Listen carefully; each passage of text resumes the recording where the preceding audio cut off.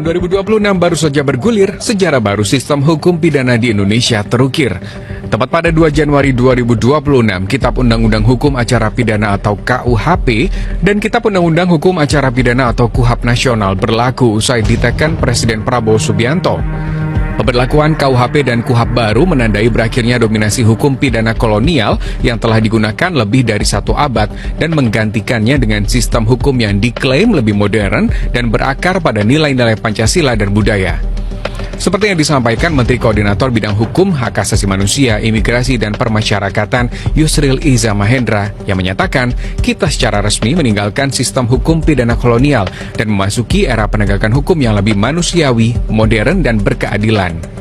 Berlakunya KUHAP baru sekaligus menggantikan KUHAP lama yang diatur dalam Undang-Undang Nomor 8 Tahun 1981. Ya, meski disusun setelah kemerdekaan, KUHAP lama ini dinilai belum sepenuhnya mencerminkan prinsip hak asasi manusia yang berkembang pasca amandemen Undang-Undang Dasar 1945.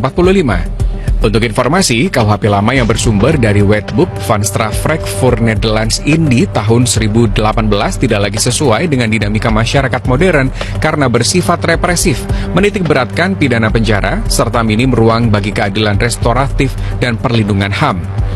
Sedangkan dalam KUHP nasional baru, tujuan utamanya tidak lagi semata menghukum pelaku, tetapi memulihkan korban, masyarakat, dan pelaku.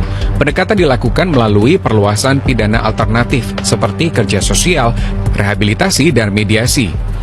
KUHP yang lazim disebut KUHP nasional ini merumuskan secara sistematis berbagai jenis tindak pidana, mulai dari tindak pidana umum hingga khusus, sebagai rujukan utama bagi aparat penegak hukum dan masyarakat dalam memahami batas perbuatan yang dilarang serta konsekuensi hukumnya. Kalau dirangkum ya, ada 33 jenis tindak pidana umum dan 5 tindak pidana khusus. Namun belakangan ramai dibicarakan bahwa KUHP baru bisa memidanakan seseorang yang mengkritik pejabat. Ketua Komisi 3 DPR RI Habibur Rahman menyebut justru KUHP baru dilengkapi dengan pengaman. Ia menyebut KUHP dan KUHAP baru memastikan hanya orang jahat yang bisa dipenjara.